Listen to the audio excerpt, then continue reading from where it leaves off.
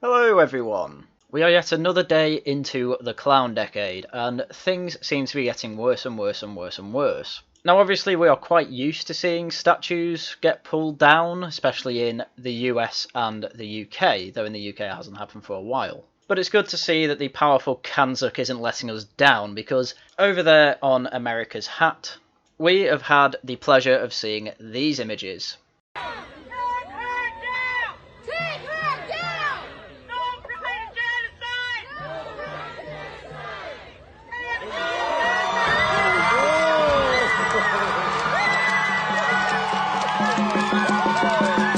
Yes, that was a statue of Queen Victoria being pulled down in the Canadian city of Winnipeg. And that's not the only statue they pulled down. There is also a smaller statue of our current reigning monarch, Elizabeth II, that was also toppled in the same town. So right now you might be thinking, well, what happened in Canada to cause this? Because the statue toppling was all the trend over a year ago at this point. So why are Canada a year late? Well, luckily for us, The Guardian let us know exactly what they are spurging about. So, Queen Victoria and Elizabeth II statues toppled in Canada amid anger at deaths of Indigenous children.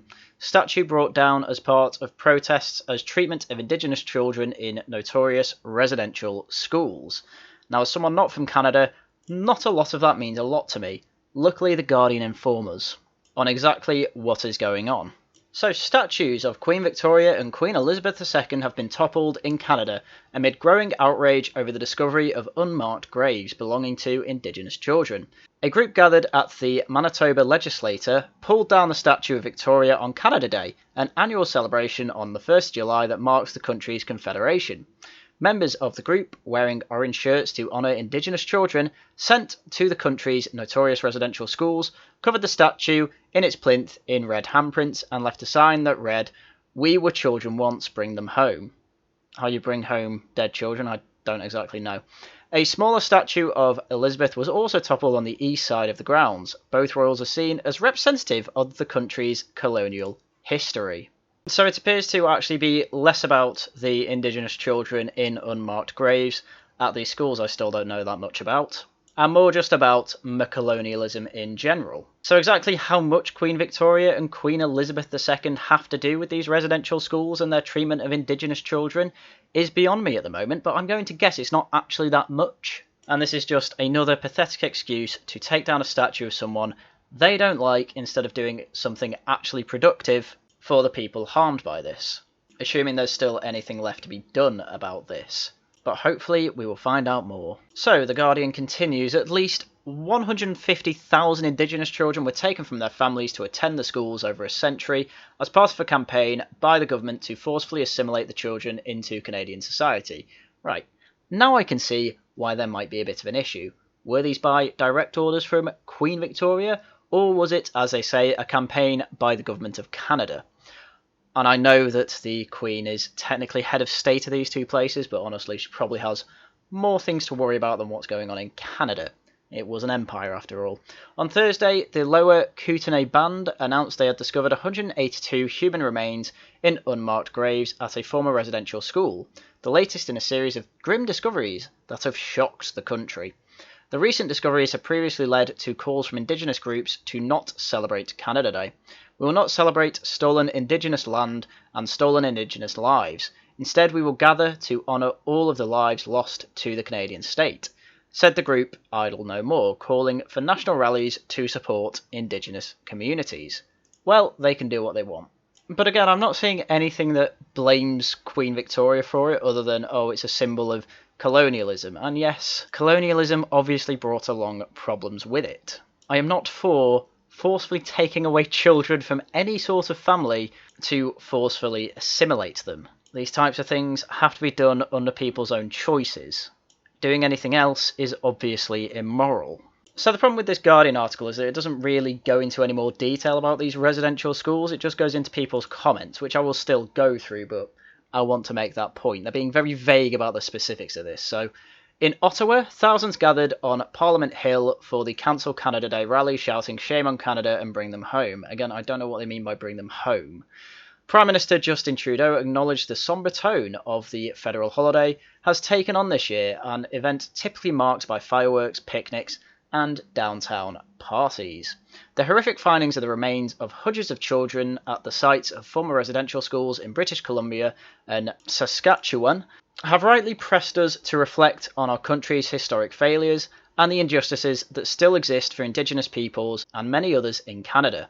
He said in a statement, "We as Canadians must be honest with ourselves and about our past."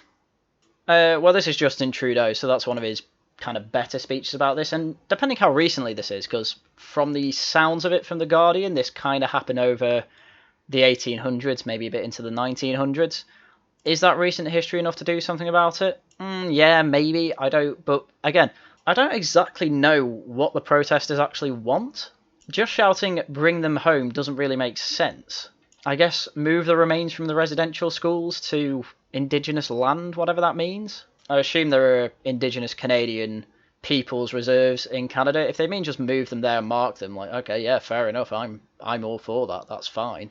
And given this was obviously the Canadian government's fault, sure, they can fund it as well. But to then face British monarchs, as they happen to be head of state, and blame them for this?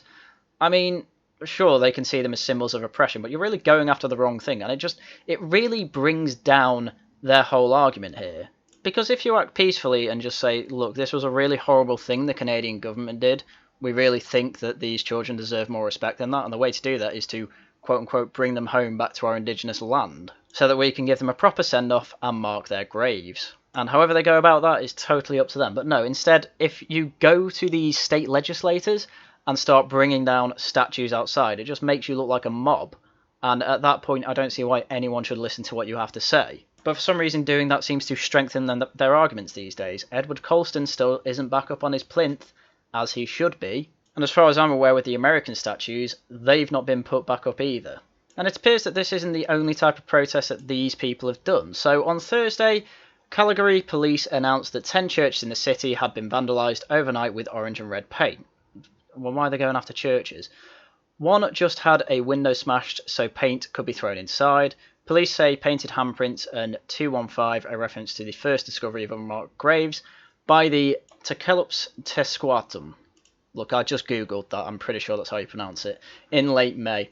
Suggested the vandalism was linked to outrage over the unmarked graves. Protesters have increasingly targeted historical figures that were complicit in the establishment and operation of the schools, which lasted more than a century. Well, that makes a bit more sense than Elizabeth II and Queen Victoria, who I'm sure weren't entirely aware about what was going on in these schools. Last month, protesters also pulled down the statue of Egerton Ryerson in Toronto. A prominent figure, Ryerson is widely seen as an architect of the country's residential school system. See, that makes a lot more sense than taking down the statues of the monarchs. It's still wrong, I think. And again, as I've always said with these statues, as long as there's a democratic process to say with the local community, look, we don't want this statue anymore for whatever reason, like the reason could be something that I think is completely ridiculous, then fair enough. And there are good reasons to take down statues. An example I always bring up is a statue of Engels in Manchester, which I don't particularly appreciate, because I don't particularly appreciate communists. But alas, if the local community want the statue there, there's not a lot I can do about it. I'm not going to go there with a rope, swing it round the statue and pull it down. So with everything we've just gone through there, I'm still fairly interested in exactly what all this is about, because I don't know what a notorious residential school is. Apparently they're notorious, I've not heard of them. I'm sure Canadians have heard of them, but I'm interested in more specifics than, you know, Indigenous children got taken to them, which is obviously bad, but I'm sure they're a lot worse than that. I mean, if you're having a lot of unmarked graves there, something bad must have happened. So luckily, the BBC has this article, Canada, 751 unmarked graves found at residential school, which sounds like quite a lot. An Indigenous nation in Canada said it had found 751 unmarked graves at a site of former residential school in Saskatchewan.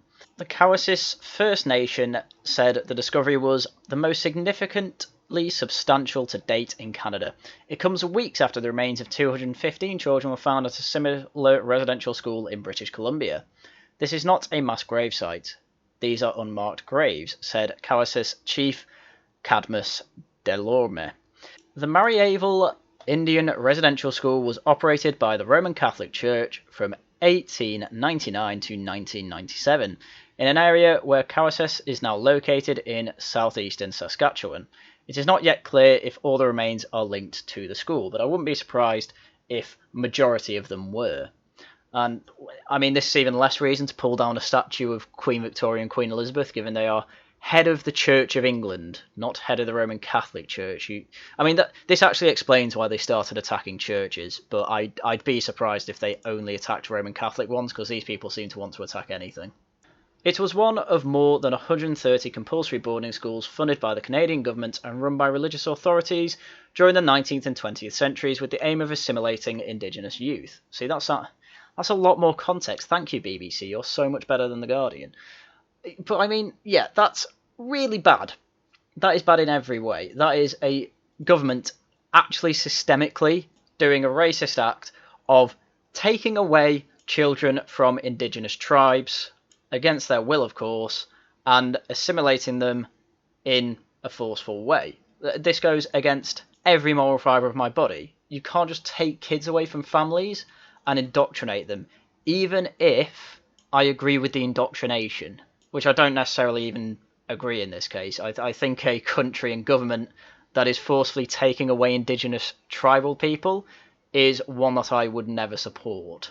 And it gets even worse. An estimated 6,000 children died while attending these schools, due in large part to the squalid health conditions inside. Students were often housed in poorly built, poorly heated and unsanitary facilities.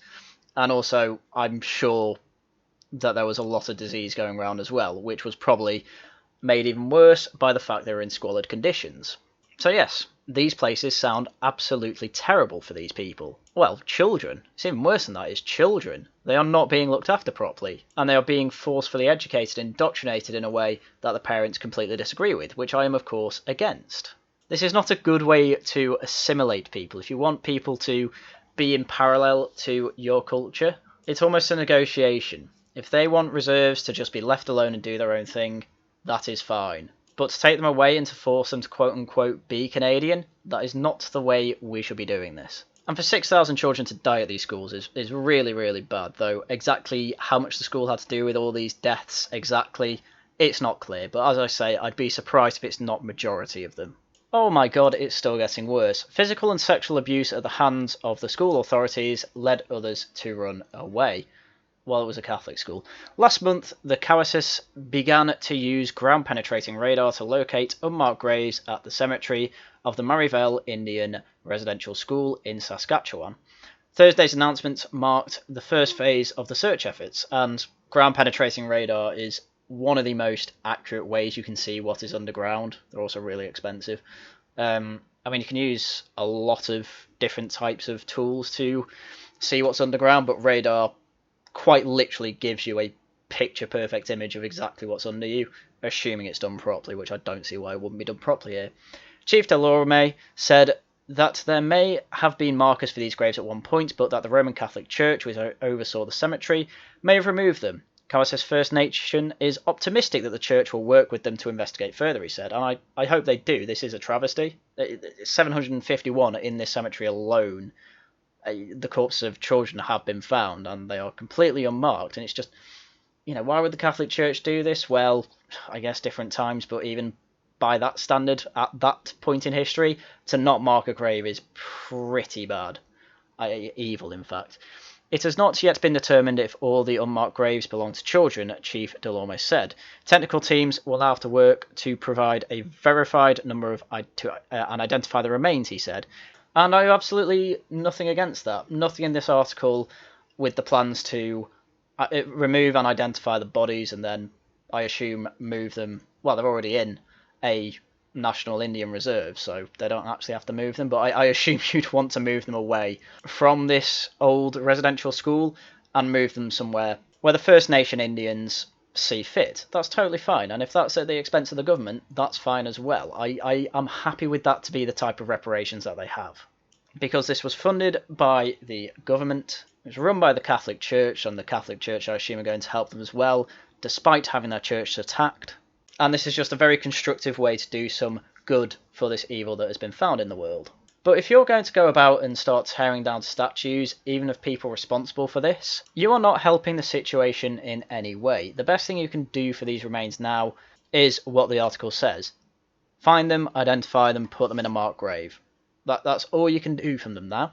And changes have obviously been made since now. We no longer have residential schools, and kids are not being taken away from First Nation Indians to be assimilated. That's not happening anymore. Improvements have been made. So then, for a Canadian government-funded Roman Catholic school, if your target is then the head of state and the head of the Anglican Church, you have completely missed your target, and you are basically there just to cause trouble. You are there to make yourself feel better by being violent, basically. And start attacking churches as well, that is horrible. You are being evil there. And while I'm not going to say that you're as bad as the Canadian government was for taking kids away from First Nation Indians, I am definitely going to say that two wrongs obviously don't make a right, and you are very much in the wrong for doing this. So please, if you're going to target the monarch and the head of your state for these things that happened before she was born, because there's no way that these residential schools were forcefully taking kids away from First Nation Indians in 1997. It was just running up till then please try and find better targets. As it said in the Guardian article, you targeted the statue of people actually responsible for funding these schools. They're better targets. However, if you so deeply want those statues torn down, don't go about it in the way of the mob. Go about it the democratic route. Vote people in who will table the motion to take down the statues and then vote yes for that. That is the best way to do it, and the only way we should be doing it. But luckily for the UK at least, we don't seem to have had as many issues with statues. But hopefully statues that are either no longer relevant or represent something incredibly evil, such as if that statue was put up in celebration of these residential schools, then yeah, I might even be with you on that. But ultimately it's the local people's decisions. But anyway, that is everything I have for you today. So, as usual, thank you very much for watching, and until next time, goodbye.